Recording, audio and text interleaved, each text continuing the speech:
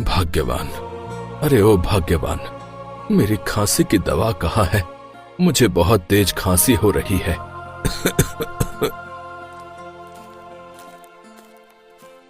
ये लीजिए आपकी दवाई। पता नहीं आपकी ये खांसी कब आपका पीछा छोड़ेगी। आपको ऐसी हालत में देखकर मुझे बिल्कुल अच्छा नहीं लगता। हाँ। तुम चिंता क्यों करती हो भाग्यवान? ऊपर वाला जल्द ही सब ठीक करेगा। तुम बिल्कुल भी परेशान मत हो। जी, अब हम बूढ़े हो चुके हैं, क्या ऊपर वाला हमारे जाने के बाद सब ठीक करेगा? अरे अब तो हमारे खाने के भी लाले पड़ गए हैं और आपकी हालत ऐसी है कि कहीं भीख मांगने भी नहीं जा सकते हो। वो दोनों आपस में बातें कर ही रहे होते हैं कि तभी वहाँ पर एक व्यक्ति आ जाता है।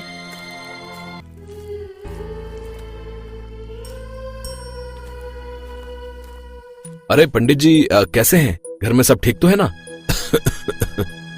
कुछ नहीं बेटा, बस थोड़ी सी खांसी हो रही है। और बताओ, यहाँ कैसे आना हुआ बेटा? पंडित जी, आज मुझे मेरे घर पर पूजा करानी है, तो मैंने सोचा कि आपसे ही पूजा करा लूं। और वैसे भी आपसे अच्छी पूजा पाठ तो कोई और कर ही नहीं सकता। ठीक है बेटा, मैं तुम्हारे घर पूजा पाठ करने आ जाऊंगा। जी, आप ऐसी हालत में पूजा पाठ कैसे करेंगे? वैसे ही आपकी तबीयत खराब है, अगर आपकी तबीयत और खराब हो गई तो? भगवान, अभी मैं इतना बूढ़ा भी नहीं हुआ हूँ जितना कि तुमको लगता है। भाग्यवान, तुम बिल्कुल भी चिंता मत करो, मैं एकदम ठीक हूँ।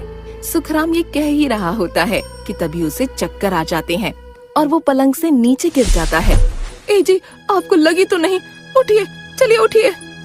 अगर मैं इन पंडित जी को अपने घर ले गया और कहीं कुछ अनहोनी हो गई तो सारा इल्जाम मुझ पर आ जाएगा। नहीं, मुझे पतली गली से निकल लेना चाहिए। और तभी वो व्यक्ति पंडित सुखराम से कहता है, अरे पंडित जी, अब आप आराम कीजिए, अब मैं चलता हूँ। जब आप ठीक हो जाएंगे तब मैं आपसे पूजा पाठ करा लूंगा। ये कहकर वो व्यक्ति पंडित सुखराम के घर से चला जाता है।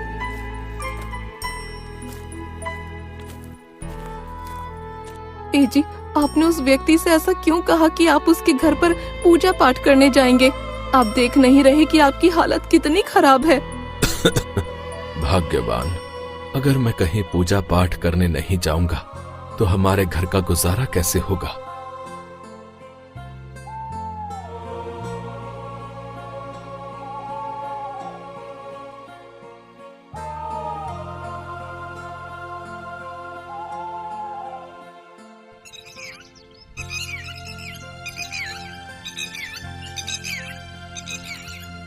अरे चारा खाती है मेरी गैया, क्योंकि अमूल दूध पीता है इंडिया।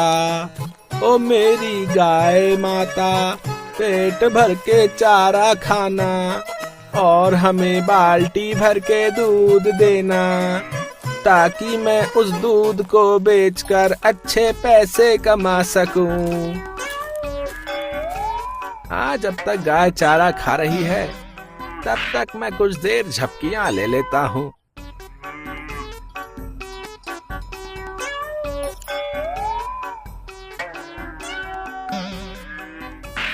शाम को मंगरू अपनी गायों को लेकर घर जा रहा होता है कि तभी वहाँ पर बहुत जोरों की बारिश होने लगती है। अरे इस ससुरी बारिश को भी अभी आना था क्या? वो तो अच्छा हुआ कि मैं घर से छाता लेकर आया था, वरना ये तो मुझे गीला ही कर देती। फिर मंगरू अपना छाता ओढ़कर वहाँ से जाने लगता है, लेकिन बारिश कम होने की जगह और ज्यादा बढ़ जाती है।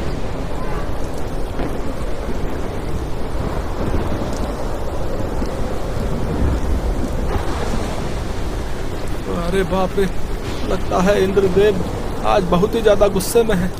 इन्होंने तो मेरा छाता ही उड़ा दिया। मुझे जल्द ही किसी स्थान पर रुकना होगा। अगर कहीं बिजली मेरे सर पर गिर गई तो मेरा तो राम नाम सत्य हो जाएगा।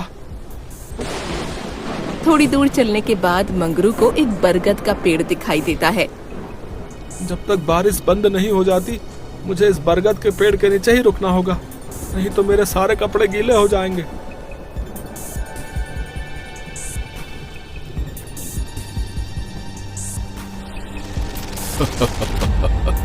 अरे वाह, आज तो बड़े दिनों के बाद इंसानी मांस खाने को मिलेगा। आज तो मैं पेट भर के भोजन करूंगा। और तभी वहाँ पर जिन्न के कुछ और साथी भी आ जाते हैं। हाँ उस्ताद, आज तो मैं इसकी गर्दन मरोड़ मरोड़ कर खाऊंगा और इसके लेग पीस चटनी के साथ दबाकर खाऊंगा। अरे कौन हो तुम और मैंने तुम्हारा क्या बिगाड़ा है? मैं एक मायावी जिन हूँ। तुमने इस पेड़ के पास आकर अपनी ही मौत को दावत दी है। अब हम तुम्हें कच्चा चबा जाएंगे। कृपा करके मुझे छोड़ दो। मेरी तो अभी शादी भी नहीं हुई। अभी तो मैंने ठीक से पूरी दुनिया भी नहीं देखी। प्लीज मुझे छोड़ दो। अरे मेरे बाप, रोना बंद कर। तुमसे गला फाड़ कर चिल्लाया जा रहा है। अरे इतनी आवाज तो टेप रिकॉर्डर में भी नहीं होती जितनी कि तू अपने गले से निकाल रहा है। अरे चुप हो जा मेरे बाप, हम तुझे छोड़ देंगे। जिन्न की ये बात सुनकर मंगरू खुश हो जाता है। अरे ओ जिन भैया, आपकी जय हो। आपका बहुत बहुत शुक्रिया। जिन भैया, आपने इस गरीब को छोड़ दिया। आपका ये उपकार मैं जिंदगी भर नहीं भूलूंगा। आपकी जय हो जिन भैया। चल अब मस्का मत लगा, और हाँ, दोबारा इस पेड़ के पास दिख मत जाइयो, नहीं तो तुझे इसी पेड़ से उल्टा लटका कर तेरी भजिया फ्राई बना दूंगा, समझा? और फिर मंगरू अपनी गायों को लेकर वहाँ से पतली गली से निकल जाता है।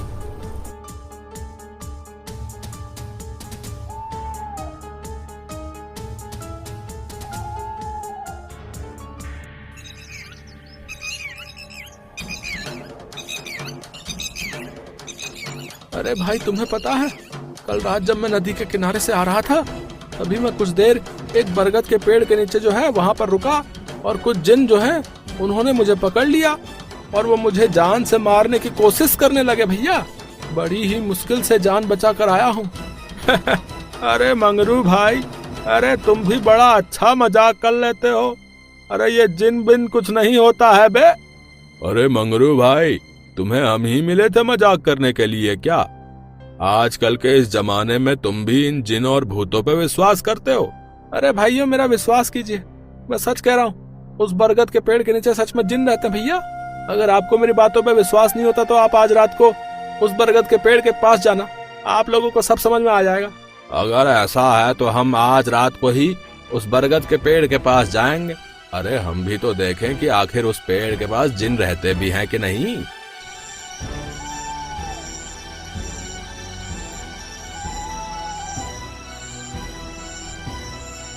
रात होने पर गांव के कुछ लोग उस बरगद के पेड़ के पास जाने लगते हैं और उनको वहां पर डरावनी डरावनी आवाजें सुनाई देने लगती हैं।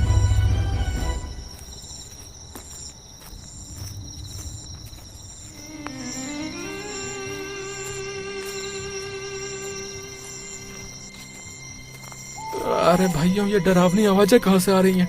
मुझे तो बहुत तेज डर लग रहा है। अरे भाई डरो नहीं, लगता है ये आवाज किसी जानवर की है जो जोर जोर से चिल्ला रहा है। कुछ दूर चलने के बाद वो सभी लोग उस बरगद के पेड़ के पास पहुंच जाते हैं।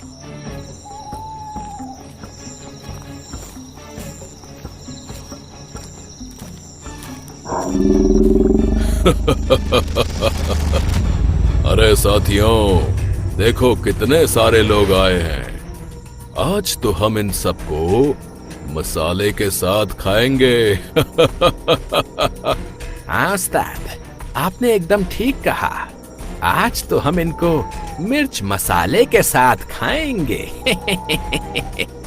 अरे भाइयों, उस मंगरू की बात सच निकली। इस पेड़ में तो सच में जिन का वास है। अरे भाइयों, हमें जल्दी ही यहाँ से निकलना होगा, नहीं तो ये जिन हमें पकड़ के खा जाएंगे। अरे भागो, अरे भागो। और फिर वो सभी लोग वहाँ से दुम दबा कर भाग जाते हैं। आज के बाद जो है मैं उस पेड़ के पास कभी नहीं जाऊंगा, बता रहा हूँ। अरे मेरी तो जान हलक में ही आ गई थी। अरे कल हमें ये बात महाराज को जाकर बतानी होगी, अब वही इसका समाधान निकाल सकते हैं।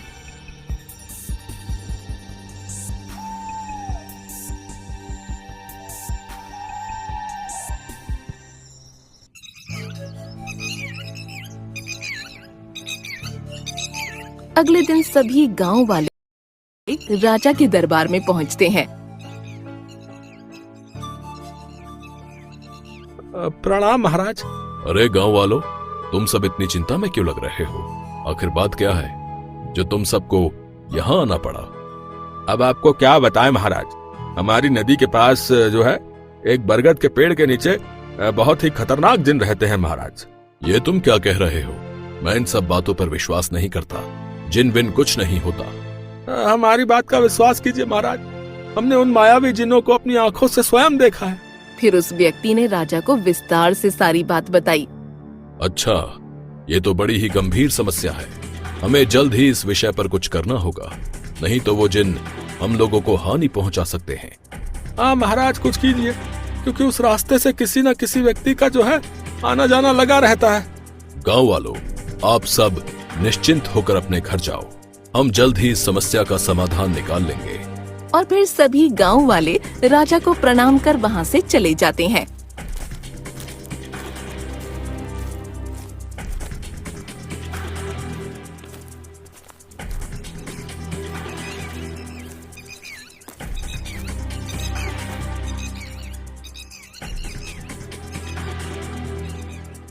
ए जी, हमने 2 दिन से कुछ भी नहीं खाया है। घर में खाने के लिए अन्न का एक दाना भी नहीं है। अब हम कैसे अपना पेट भरेंगे? तुम ठीक कहती हो भाग्यवान। अब तो मुझे कोई पूजा पाठ के लिए भी नहीं बुलाता। लगता है ऊपर वाला हमारी परीक्षा ले रहा है। हमारी तो कोई संतान भी नहीं है जो हमारे इस बुढ़ापे का सहारा बन सके। बताइए अब हम कैसे जीवित रहेंगे? अभी हमारे बुरे दिन चल रहे हैं, लेकिन तुम बिल्कुल भी चिंता मत करो। ऊपर वाला जल्द ही हमारे अच्छे दिन लाएगा। एक तो हमारे पास कुछ खाने को नहीं है और ऊपर से आपकी ये खांसी, ये जाने का नाम ही नहीं ले रही। रुकिए, मैं आपके लिए पानी लेकर आती हूँ। और फिर लक्ष्मी सुखराम के लिए पानी लेने चली जाती है। लगता है अब मेरा स्वर्ग जाने का समय निकट है, लेकिन चिंता करने से भी कोई फायदा नहीं है, क्योंकि एक न एक दिन सभी को इस दुनिया को छोड़कर जाना है। ये लीजिए, पानी पीजिए। इससे आपकी खांसी थोड़ी कम हो जाएगी और आपको थोड़ी राहत मिलेगी। भगवान, पानी पीकर ऐसा लग रहा है जैसे मैंने अमृत पी लिया हो। किसी ने सच ही कहा है, जल ही जीवन है।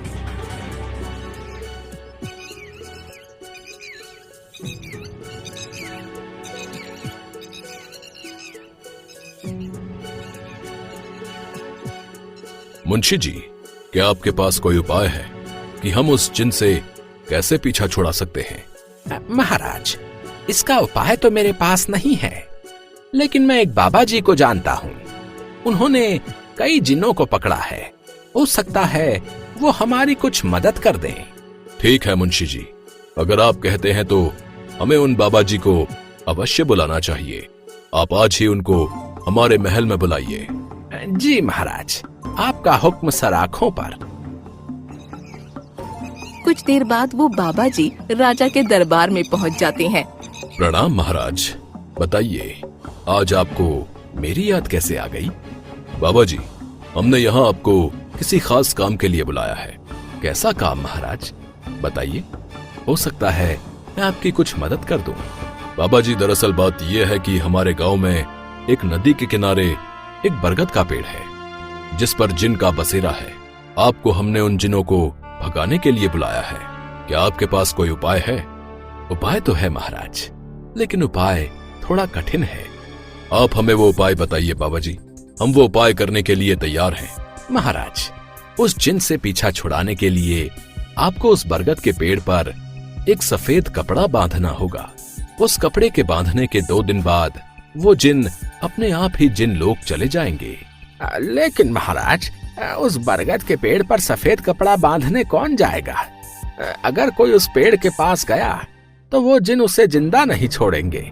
मुंशी जी, आप फिक्र मत कीजिए, इसका उपाय है मेरे पास। कैसा उपाय महाराज, जरा हमें भी बताइए। मुंशी जी, सारे गांव में ऐलान कर दीजिए कि जो भी व्यक्ति उस बरगद के पेड़ पर सफेद कपड़ा बांध कर आएगा, हम उसे पूरी 1000 स्वर्ण मुद्राएं उपहार में देंगे। जी महाराज, आपका हुक्म सराखों पर।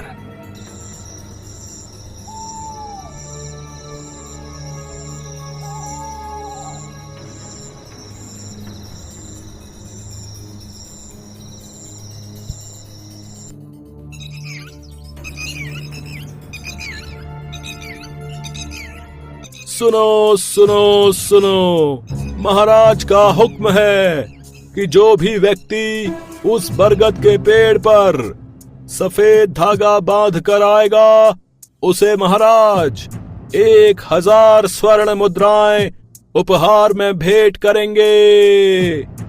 सुनो सुनो सुनो। 1000 स्वर्ण मुद्रा के पीछे भला कोई अपनी जान कैसे गवा सकता है? अगर महाराज मुझे पूरा महल भी दान में दे देते ना, तो फिर भी मैं उस बरगद के पेड़ के पास नहीं जाऊं। हाँ भाई, तुमने सही कहा। उस पेड़ के पास जाना मतलब अपनी ही मौत को दावत देने जैसा है।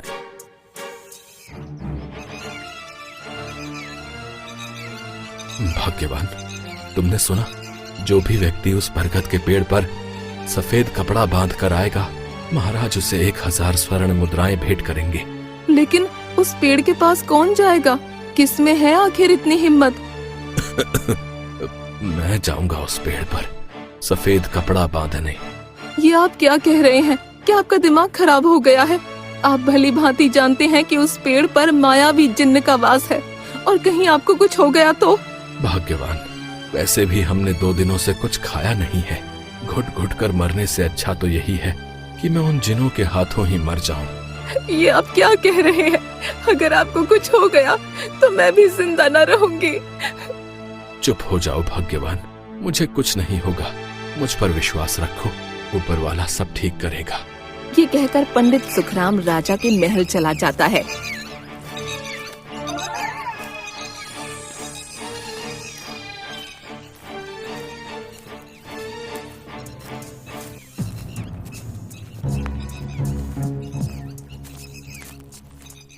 प्रणाम महाराज। उस बरगद के पेड़ पर सफेद कपड़ा बांधने मैं जाऊंगा। लेकिन तुम तो बहुत ही बूढ़े हो चुके हो और तुम्हारी हालत भी काफी कमजोर दिखाई पड़ती है। अगर उस जिन ने एक बार तेज चिल्ला दिया तो तुम तो वहीं पर ढेर हो जाओगे। ये सब आप मुझ पर छोड़ दीजिए महाराज, और मुझे वहां जाने की आज्ञा दीजिए। ठीक है, जैसी तुम्हारी मर्जी। तुम वहां पर जा सकते हो, और अगर तुमने उस बरगद के पेड़ पर सफेद कपड़ा बांध दिया तो हम तुम्हें 1000 स्वर्ण मुद्राएं देंगे।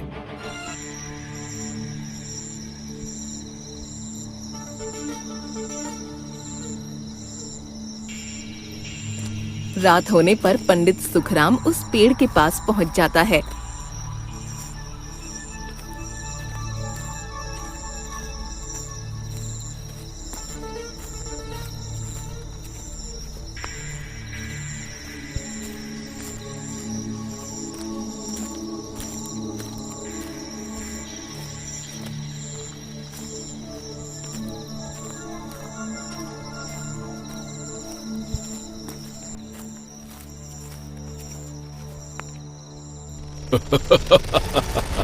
तुम यहाँ पर क्यों आए हो? क्या तुम्हें पता नहीं है कि यहाँ पर जो भी व्यक्ति आता है वो यहाँ से जिंदा लौटकर वापस नहीं जाता है। हे जिन महाराज, मैं यहाँ इस पेड़ पर ये सफेद कपड़ा बांधने आया हूँ। कृपा करके मुझे इस पेड़ पर ये सफेद कपड़ा बांधने दीजिए। नहीं, हम तुझे ये कपड़ा नहीं बांधने देंगे, और तुझे अब हम मटर पनीर के साथ खाएंगे। हाँ उस्ताद, आपने एकदम ठीक कहा। आज तो हम इस पंडित को चबा चबा कर खाएंगे। तुम तो मुझे क्या खाओगे? मैंने खुद ही 2 दिनों से कुछ नहीं खाया है। मेरी पत्नी ने भी 2 दिनों से अन्न का एक दाना भी ग्रहण नहीं किया। वैसे भी मैं कुछ दिनों का मेहमान हूँ। इससे अच्छा तो यही है कि तुम ही मुझे मार डालो। पंडित सुखराम की ये बात सुनकर जिन बहुत ही ज्यादा भावुक हो जाता है। अरे, तुमने तो मुझे इमोशनल कर दिया यार। तुम इस पेड़ पर सफेद कपड़ा बांध सकते हो। आपका बहुत बहुत धन्यवाद जिन महाराज। आपका ये उपकार मैं जिंदगी भर नहीं भूलूंगा।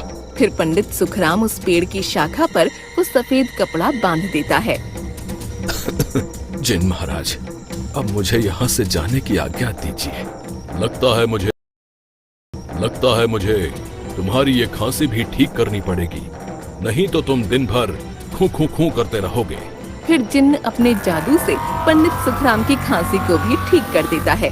अब तुम यहाँ से जा सकते हो, और हाँ, दोबारा इस पेड़ के पास दिख मत जाइयो, वरना अगली बार हम तुझे छोड़ेंगे नहीं।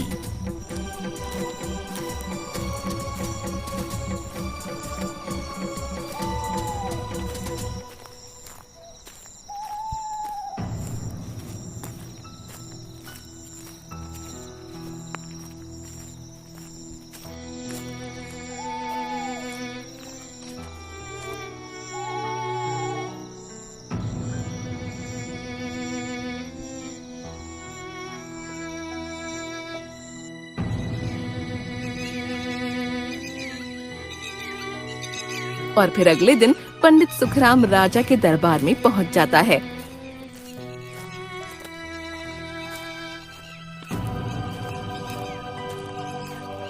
प्रणाम महाराज, मैंने उस पेड़ पर सफेद कपड़ा बांध दिया। सुखराम, तुम्हारी साहस की तो दाद देनी पड़ेगी। तुमने अपने साहस से उस पेड़ पर सफेद कपड़ा बांध दिया। हम तुमसे बहुत ही ज्यादा प्रसन्न हैं। हम तुम्हें 1000 स्वर्ण मुद्राएं दान में देते हैं। आपका बहुत बहुत धन्यवाद महाराज, आप धन्य हो। फिर वो पंडित उन स्वर्ण मुद्राओं को लेकर अपने घर आ जाता है।